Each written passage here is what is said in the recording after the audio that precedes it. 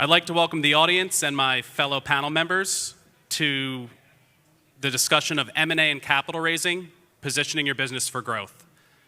This is an exciting panel that we'd like to accomplish a few goals. One is how you access the private credit and private equity markets, discussing best practices for founders and CEOs as you look to execute complex transactions, and demystifying these ecosystems as it might be your first time thinking about accessing them. I'm Matt Cornish, a managing director at Solomon Partners, an independent investment bank focused on capital raising and M&A for founders, CEOs, public companies, and boards. I'd like to pass it off to my fellow panel members for their own intros, starting here with Tom. Great, thank you. I'm Tom Goila, partner at Manulife Comvest. Been doing healthcare and healthcare-related finance since the late 90s, so for quite a while, and have done quite a bit with insurance-related products and companies for really the last 15 years or so. So excited to be here and have this discussion with my fellow panelists as well. Ben? Hey everybody, Ben Pajak. I am CEO of HealthPlanOne. For those not familiar with us, we are a data-driven engagement platform focused on seniors, their needs, and the caregivers that support them. In terms of relevance for today, I've refinanced this company twice. In addition, I've done close to or over about $2 billion in M&A over the course of the last decade. It's a big number. A lot of stress. Eric Pederson, Chief Business Development Officer for Integrity. I've been with Integrity for about 8 years, came out of more of the finance, private equity space before I joined. Been fortunate enough to know a lot of these folks on the panel with us, been great partners on different things that we've done as an organization, and from an M&A perspective, we've been privileged to partner with coming on close to over 200, coaching 300 different businesses over the years. So. Awesome. Matt, thanks for having me. I'm honestly honored to be here with such amazing industry leaders and colleagues. I'll start off by saying that M&A and finance is typically something that puts my wife to sleep, so we'll try to be a little bit more exciting. I've been in this space 21 years, started off as an insurance agent selling belly-to-belly, face-to-face sales, health insurance, major medical. By 2017, I built marketing companies, technology companies, product companies, an agency. And then I decided to pivot my career into finance. I got my investment banking licenses in 2018. In a very short period of time, from 18 to 20, deployed over $250 million in capital into the space, mainly in commission assets as an investment banker, getting buy-side, sell-side fees. One of the companies, we sold 2 companies to a strategic buyer. One of the companies needed an advanced commission finance company to lend into the market. That's how Healthcare Funding Partners was born. Michael Hilf, CEO of Healthcare Funding Partners. Since 20, we raised capital. We raised about $200 million of hedge fund capital, high cost capital, $36 million of friends and family. And then in February of 25, we had JP Morgan as a lead arranger with Citibank come in and provide us debt financing. We took out our high cost of capital, transformed our business, and we had 2 investment theses going forward. One was organic growth, the other was inorganic growth. We've done 2 acquisitions last year. One was a platform acquisition, which was a large insurance agency distribution platform selling health and life throughout the country, and the other was a media company that we closed December 31st of 25. This year is a big organic growth year for us, and we'll be looking at M&A going into 27. Let's dive in. Great. Thanks, everyone. Impressive. Eric, I hope that you don't give us lists of every deal you've done. I want to start just on a macro question for everyone. How are you seeing the current economic, political, regulatory environment, and how does that affect your day-to-day business operations, but more specifically, your ability to transact? And I'll let anyone take this one to start.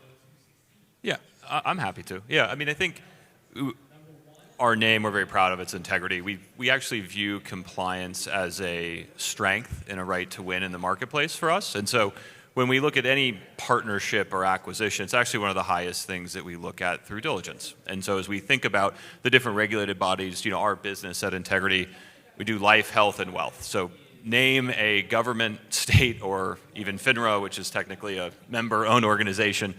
we are subject to and contributors to, in a positive way, thought leadership around compliance. And so as we think about that, we think it's very important. And as we look at future partners, it's something that we really lean into and want to understand, because it's the more compliant you are, the faster you can typically go.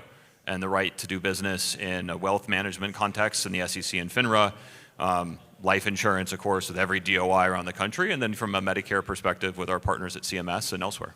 So. Yeah, if I completely agree with everything you said, the other thing that comes to mind as I think about the environment, compliance first, making sure, and that's, for folks that are in this room, right, starting with where you're getting your lead sources through, to your agents, every interaction that you have across your entire system, number one. The other thing that you got to think about, though, when you think about doing a deal, though, is just what's the risk associated with the given environment that you're operating in. I think if we ignore that, we'd be doing a disservice to everybody that's here. You need to think about, what that impact is over the near term and what the impact is over your investment period. Some people's investment periods are short. Some of them are generational, right? So you got to think about how those things come into play as you're looking at each and every deal, and that will change based upon the environment that we're operating in. So our bank provider is JP Morgan. They move about $11 trillion a day, and Jamie Dimon every year puts out an annual shareholder letter, which all of you could read. It's really impressive. One of the key things that he says about his business is regulatory risk, and it's the number one risk they have. And so his viewpoint is that they're partners with the government, because ultimately they set the rules and the regulations. And this industry, we're running government-sponsored programs. They're our partner. They set the guardrails in which we operate. We have to operate within those rules and regulations. And I share that view too. I think it's really important that we understand that we need to work together. They set the rules, the carriers put out the programs. We're trying to work with the carriers, and I think it's important for us to continue to think about the market and regulatory risk as a partnership. And the closer we can get to the carriers, working with the rules and regulators, I think will be better for everyone. I'll take a step back maybe and just talk about the macro environment and what's going on in the Middle East and the price of oil, which is something that we're seeing through our more broad business. There's a lot of uncertainty out there, and uncertainty for the near and sort of medium term to try to understand, do I really want to go do a financing? Do I want to sell my business where it may not be affected because here we are in healthcare? But there could be an extraneous event that derails the process. So that's something that I think people are really thinking about. Hey, my business is doing really well. We're handling the regulatory issues within our industry, our niche. But what else is going on in the world, and how do I want to raise capital or sell my business? It's just something that to factor in if you're considering raising capital. And Tom, for you, how does the regulatory and/or political economic environment affect the overall cost of capital? Is that fluid, constantly evolving? Is there always a price? Is there any time where you say, hey, we're not going to deploy? I haven't found the time when we're not going to deploy yet. But no, it certainly affects the price. And I think, in the last several months, pricing from a lending perspective has risen slightly. Not dramatically, but slightly. Capital is still available for sure. From a regulatory perspective, that's not a risk that we price. As everyone here has already mentioned, it's a non-starter. You have to have high level of compliance and a high level of regulatory bandwidth within your organization, because we're focused on cash flow, obviously, as a lender in EBITDA, and nothing will get that cut faster than a regulatory issue where that cuts off your revenue. So that's not something that we'll price. It's something that's just an absolute. And if we're going to work with a business, it's going to have a very strong compliance function. Great, thank you all. Let's take a step back and put yourself in the shoes of a first-time founder who hasn't accessed capital markets before. What would your advice be to someone if they're trying to make the decision, should I pursue an equity capital partner? Should I access the debt capital markets? Is it the right time? Is now the time I should do this? Or is the status quo on my own the way I want to run my business? Michael, you want to start? Yeah, if you don't mind. So, my view on this is the first step when you're thinking about raising debt or equity is to get advice and counsel from those that do it for a living. So Matt Cornish as an example. Solomon, investment banker at that investment bank, is someone that would be able to be there for you, consult for you, advise for you, give you feedback from their perspective on how the market's running right now. Is it better to raise debt right now? Is it better to raise equity? Are you ready to do that? Are you prepared from a diligence perspective? Do you have all the component parts that you need to have in place to run a process and go to market? I think that's my view, is to always start with an investment banker. You can interview multiple investment bankers and see what the different views are from different banks. That to me is step one. As an ex-banker, I would never run a process without hiring an investment banker. So if you're looking to raise capital or debt, that's my opinion. Yeah, I completely agree. And as the next step, though, make sure you know what you're going after. So once you've met and picked out who you want to work with, what are you actually chasing? What is that end state that you want to get to? Get your shit in order, okay? Seriously, you need to make sure your books are in order in this environment, very clean, and practice, practice, practice. You're going to do meetings with a number of lenders. You need to make sure that you are dotting your I's and crossing your T's. You understand where the company has been. You understand where the company is at. And you understand where the company is going, right? Very important to prepare and practice, practice, practice. Because you're going to be on stage. They're going to ask you tough questions, and you need to be ready. It's also good when you go through this, though, to have somebody do practice sessions with you, right? So somebody who's been through it. Bankers are very helpful at that, right? But just have you do some dry runs so you get all the questions on the table and you won't be surprised at anything when you walk in the room. You don't want to walk in. And then the other thing, when you're in the room, if you don't know an answer, say you'll get back to them. Don't make it up. They're looking for credibility in you. I'd say the only thing I'd double click on, you both said, and integrity, we've raised capital and been successful on that. I think the point you made on knowing where you've come from, where you are, where you're going, and what you want to do. I think the biggest thing, for us at Integrity, we've been fortunate to partner with a lot of different businesses. By partner, I mean acquire. And the most important thing for me is to understand, why are you trying to do what you want to do? Why do you want to sell your business to me? Why do you want to sell your business? Why do you want to raise capital? What's the money for? And by the way, taking some chips off the table is not a bad answer. It's usually the answer. And that's okay. And I think everybody understands that. Like, everyone who's in finance knows that there's sources and uses in every transaction, and that's okay. And so I would really suggest you strongly do all the tactical things that Ben and Michael talked about, but really focus on what you're trying to accomplish. And then as you think about that, for us at Integrity, it's not really about the money. It's usually about what's your growth plan and can we be helpful, right? And the one thing you have to understand is your financial partner, i.e. a bank, isn't going to help you run your business better. You need to do that. I would just piggyback one comment, which plays into everything you guys said, which is the difference between debt and equity, right? So debt, you're going to maintain more control. And what Eric said is, how do you think about growth? And they want to partner with you for that growth. And I'd say that's the distinction between the two. And Tom, being a debt provider, you probably have some good insights on the debt side. Yeah, to piggyback on that, I think your point is great. Prepare very well. And the other thing, at the level that we're investing, $50, $100, $200 million investments, we want to see the team. And sometimes it's a mistake that I see a CEO or founder make, that they're answering all the questions and not deferring to the team that you generally know the answers just as well as what they do. But yes, having your books and records and detailed financials in order is absolutely critical. Nothing will derail a process faster than finding issues and errors there. Yeah, one other just general rule that we have internally is that when you're in diligence, it's high pressure. It's intense. Preparation is so important. Having your data room ready and available, ready to go is so important. But then when you actually enter the market, you're going to get hit with questions that you have answers to, that you don't have answers to. And our rule is 24 hours. So if you get asked questions and you don't have answers within 24 hours, you're not ready to be in market. And that could include KPIs, data science, a lot of information. So you got to really be thoughtful about making sure that you're prepared and ready. One follow-up for you, Eric. When you think of the acquisitions that you've done at Integrity, are there any underlying qualities of those businesses that are similar? I know not any business is the same, but is there a theme? I'd say it's a growth mindset that we look for.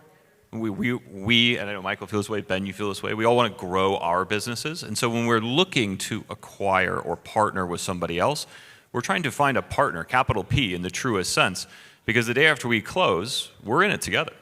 There's no takebacks, there's no undos, there's no divorce. Like, we've never sold a business. We've bought over 200 businesses. We've never sold one. We don't ever plan to sell a business. And so for us, it's very much saying, okay, do you understand how your business grows? Because if you don't understand how your own business grows, it's going to be very hard for me to understand how it grows. And if it's hard for me to understand how your business grows, it's going to be very hard for me to go advocate for why we should partner together. And so I think that's probably the best transactions, the best partnerships. We have clarity on understanding the founder and their team, to the extent they have one. Sometimes they do, sometimes they don't. Know how their business grows, and they can communicate that clearly to us. Back to Michael's point on KPIs and data and everything else.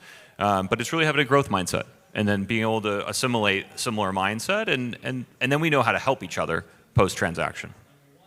And similar question, Tom. Comvest Manulife lends across multiple industries, not just healthcare, where you focus. Are there any similarities between the businesses where you deploy debt capital? The one word that comes to mind for me is generally consistency. And that's what you want to see, consistent growth, consistent financial performance, not things that are kind of all over the map on a roller coaster ride when you look at the financials. As I mentioned, regulatory and compliance, consistent. If there is an issue, make sure it's buttoned up. And I think that's the one thing that is very common across industries for sure. So many of you here on the panel are backed by private equity or private credit today. What are the pros and cons or benefits of having what we would call smart money behind you?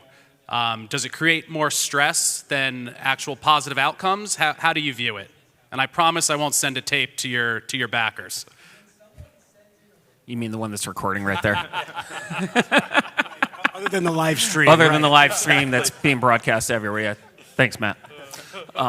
Listen, having smart money, it's a two-way process when you go through this, right? And you think about, I'll speak from the private equity standpoint anyways, right? It's a two-way process. You're interviewing them, they're interviewing you as you think about this. You want smart money, smart people that are going to help you grow the company, right? Grow it effectively, open doors for you, and introduce you to new opportunities. So as you're thinking through this, right, partnering with someone, if you're really strong in one area, but you need help in another, let's just pick, like, maybe it's technology, maybe it's just relationships, right? Who is going to open those doors for you? Who is going to take what you're trying to drive to the next level? Because you need to partner with them. This isn't a casual relationship that you are entering. This is a very active relationship that you're entering.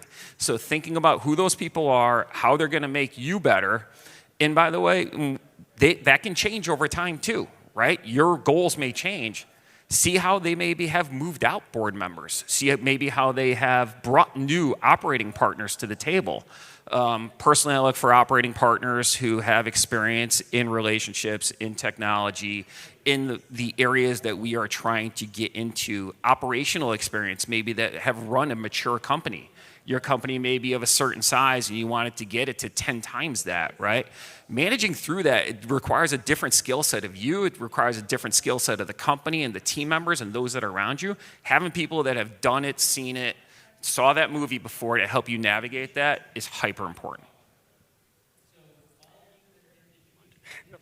To Ben's point, understanding the operations of a business is really different than being a really smart spreadsheet person, right, or a finance person. So I'm not going to give you a personal story because they're too recent in our events, but I'll go back to a different story. So Blackstone was investing in a distressed asset fund under DRB Bank. DRB Bank owned a company called Producer Advance. Some of you might have heard of them. They were lending against advanced commissions in the U65 space. It never got higher than $35 million. And the reason for that was because they were really smart investors and finance people, but they didn't understand the underlying assets and the operations within the industry. So they wanted out because they were divesting because it never got big enough. We stepped in, we took it over, and we grew it to $200 million in 18 months. So they got in their own way because they were too smart. And these guys were brilliant. I mean, these are Blackstone-backed people. So that's just an example of how smart can get in the way of growth because they don't understand the operations of the underlying business. Don't agree with what both you all said. Our business has been through three different... Are we going to argue here, or is this just going to be... we can argue. Yeah. We've been through three different rounds of private. We have three different private equity firms who are all simultaneously owners in our business with us. And so my perspective's informed by that. I came out of the private equity space myself, and so I like to think I can look around the corner a little bit on some of the questions they're going to ask. The one thing that different firms have different approaches. They have different skill sets. They have operating partners. Some people are hands-off. Some people are hands-on. Some of our partners have challenged us to grow and then been really focused on growth, not focused on integration. Other partners are very technology-focused. I think it's important to have that balance. The one thing you have to think about if you want to bring equity capital on is there are rules that come with that. Right? There's an LLC agreement. There's an operating agreement that defines how the board works. And those are things that are really important. For us, the reason why we always choose to acquire, when we acquire or partner with somebody, 100% of the business is because it creates 100% alignment. And so, that alignment of interest is the number one thing. I talked about growth earlier, like alignment to growth. It spans all of that. Are your interests aligned with the partner that's coming into your business? That is probably the single most important thing. And they're different firms, different people, different personalities. That's all very true. But at the end of the day, finding and seeking alignment, either whether you're selling your business completely, and a conversation that we've had hundreds of times, or you're looking to bring on a minority investor, that's fine too. The thing I would caution broadly about bringing a minority investor on is usually they want control, even though they're not going to put 100% or all the capital up. And so if you let an investor come into your business, the thing you have to be very mindful of is, like, what kind of check are you getting? What are you seeking? What's the alignment? And someone may come in and say they're a minority investor, but they may kind of want to act like the majority owner. And ultimately, you got to think about that, what that means for you. And so we have very explicitly avoided that because we'd rather just be upfront and say, if we're going to partner, let's partner all the way. Let's partner for life. Let's be 100% aligned. And that's worked for us because there are opportunities of misalignment, and it just happens. That's life. Speaking of things that are brought to the table when private equity comes, it's usually debt as well. It's one of the things that, as you said, there's LLC agreements and then there's credit agreements. One of the things that we try to encourage people to do is to be open with the lender and be honest and ask questions. The credit agreements are very complex. Sometimes the reporting packages are not completely clear. And just having communication with the lender is a great way to make sure the relationship is very solid, especially with the lender. And hopefully, a lot of people in private credit, but understand healthcare, and it will hopefully have a decent understanding of the business that you're in. But that can be very key to having a smooth overall relationship.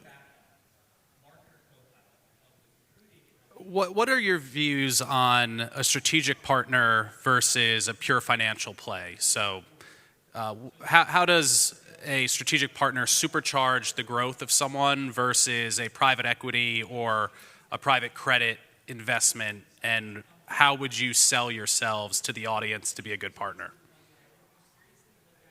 I can start, and others are free to add in here.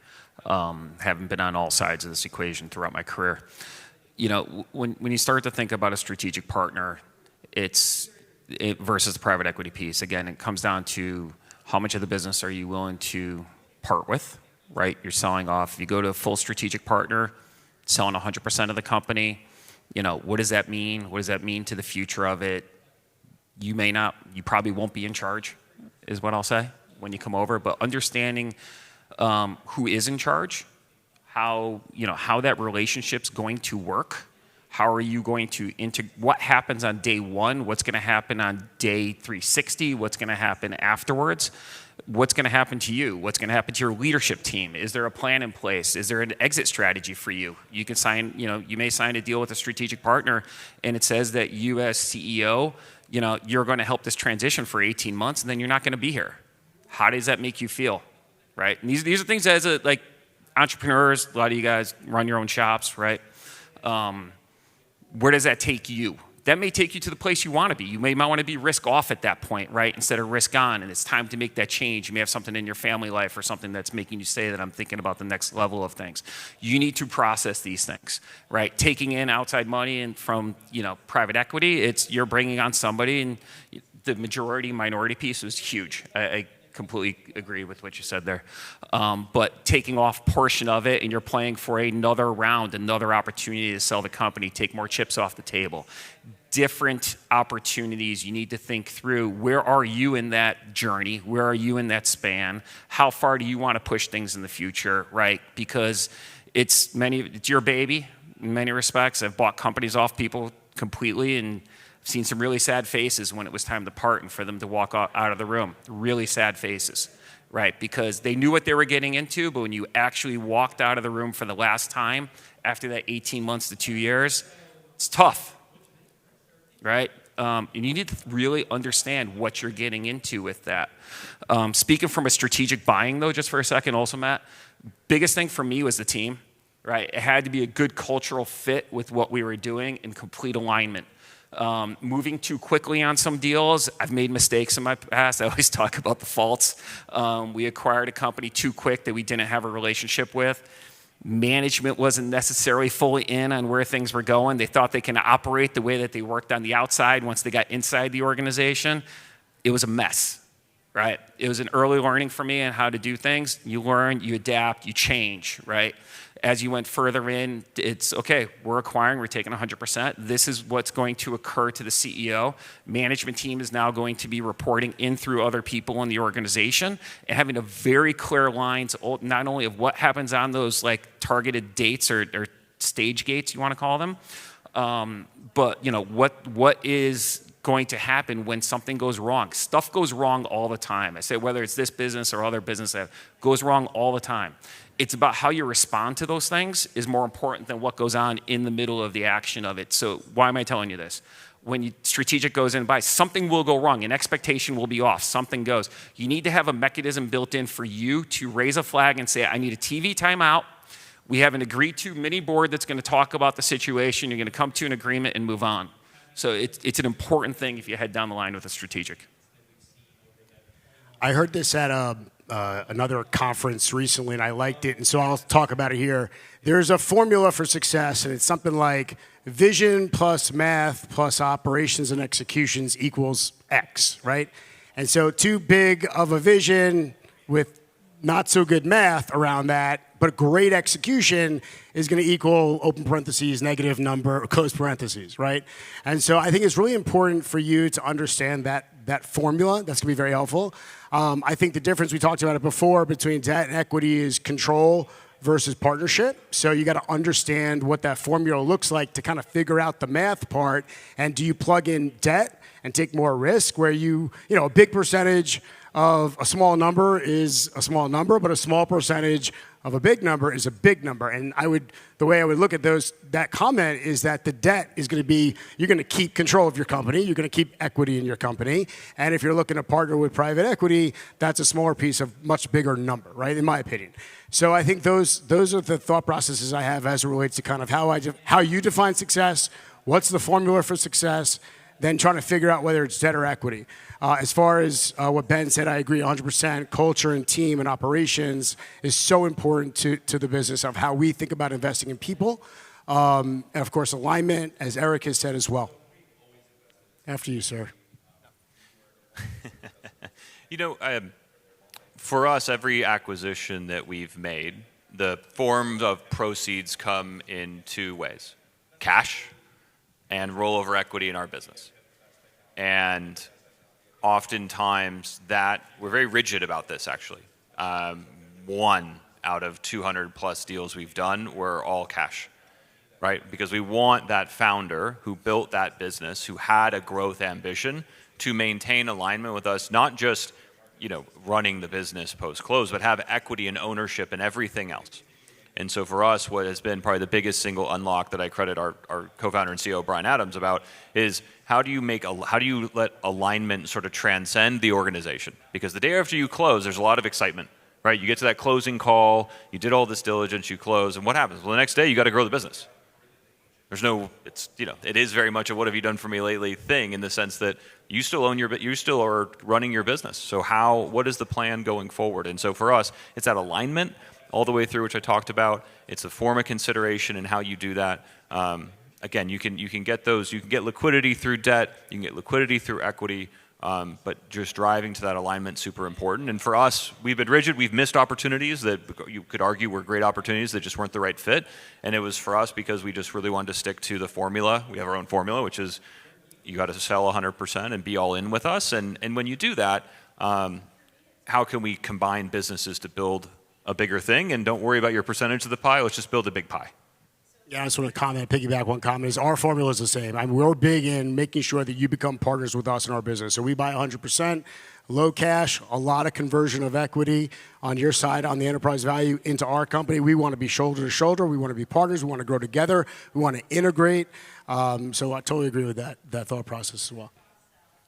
And if you don't want to give up any of the pie, call me or my colleague Kevin, who's sitting back here. We're on the debt side, and sometimes you need a strategic partner. But if you do have opportunities in private credit, most of private credit works with private equity. We're a little bit different in that roughly 50% of the companies that we work with do not have private equity backed. It's founder-backed, family office-owned. And so we're happy to work with entrepreneurs and that may say, hey, we have an acquisition. We can have an opportunity to acquire a competitor. But we've never done it before. Do we need private equity? Do we need private credit? We're happy to have those conversations. But there's a lot to it. It does. All the things that we've talked about, information, reporting. It's a big step to go from a founder-owned company to a leveraged company. And there's a lot to it. So you just got to make sure that you talk to someone like Matt and you understand what you're getting into. But it is an option. It's something that's there. And there's no right answer or uniform answer on should I do private equity, minority, majority, or credit. It really is going to be situation specific and something that I would just encourage people to consider. Well, one thing I'd add just before it ends, I have found throughout my career anyways, partnering with somebody who understands the business that you're in, has investments in it in other places is important. Sometimes I sit down with folks who think about investing into these spaces, and my question is, have you worked in a regulated environment before? If the answer is no, I'm usually done because it's a different way of thinking, it's a different way of processing. It takes if you haven't done it and all of a sudden you think you could do all these things that you can't, right? Because we're highly regulated, we have to be compliant, we have to follow rules, right? And it goes with it. So I have found for me anyways, it's a much harder conversation to get to a yes or to get something done with somebody who has not been a part of these environments. So I tend to seek out advice, partners, et cetera, who understand what we do and have to live with on a daily basis. I totally agree. And as Matt said, we get to see a lot of different industries in my overall firm. And there's a handful or more of examples of people coming into healthcare and buying a healthcare business that's thinking they know how to operate it and they're going to change it and it's not going well. I think we have time for one final question, so we'll make it a loaded one. Valuation. Show me the money. What metrics and or financials do you look at most when determining the value of a business you're going to partner with? I'll take it. I've said the G word a lot, growth. We want to understand, do you know why you're growing? Right? Everyone's in different segments of the market. You may be working, we're at Medicarians, so people could be operating, have concentration in a given state. Right? You could be on the Med Sup side, the Medicare Advantage side. We understand, can you explain to us or to me how you've grown, why you've grown, right? Are you adding agents? Are you growing distribution? Are you growing sales? Are those agents becoming more productive? I want to understand that because that's how we think about our business. And the best way I can go to understand and learn somebody else's business is in some ways reflecting on it relative to our own. So it's, can you demonstrate growth? And are you making and building into your business and reinvesting back into your business? Because we're going to keep doing that. That's what we do. We spend a lot of money to try to be compliant, invest in technology. And again, we want to find people who have a similar viewpoint to their business. But being able to explain, Michael talked about the vision, the math, kind of the revenue model, like be able to tell us, how are you growing? Why are you growing? That's the most important thing to me. The rest, you work down from that and helps you understand the full picture. Yeah, I think there are two things will happen if we're having a conversation about an acquisition. One, you're going to know exactly your numbers. You're going to know how to grow. You're going to know the value of your business. Or two, which we do see often, is we're going to find ways through our finance team to unlock a lot of value, right? The transaction is going to be accretive for us. And so we do find that a lot in the market, and we're finding through our finance teams ways to unlock value for your business. And that's, I think, one of our strongest things is our finance team. Unit economics, XIRRs, MOICs, multiples on invested capital, ultimately margin, right? It's all driven through unit economics. So we really focus on the unit economics as far as the value metric. But unlocking value that the seller doesn't necessarily see is something that goes into our investment thesis. think the other piece to that is think about who's on the other side of the table and how you're going to unlock value for them at the same time. So it doesn't have to be the team that's sitting down with you. Think about who they are, where they're invest. Maybe they have other investments that you can bring to the table for them to help them be successful. If you can help them do that, it's kind of, I grew up in consulting, right? Make it their story by the end of the discussion, so it's their idea, but you're really seeding it throughout. They start to put themselves in your shoe. You become a partner of theirs. They start thinking that they can work with you, right? People want to work with the person on the other side of the table. Bring them ideas, think that through. Where I see things get a little awkward, though, just to go on the other side of it, is folks coming in the room with the belief that this is going to be worth X because these three people told me it's going to be valued in that manner. It's not going to be. I'm just going to tell you, right? Like, you need to come in with a hypothesis of why, and you've seen things in the market, but don't get locked on something. Think about who you're dealing with and making sure that you both are willing to get into a transaction together on it. If you could mentally come together to a yes, that this makes a lot of sense, I find the financials tend to work out for themselves. That's my experience.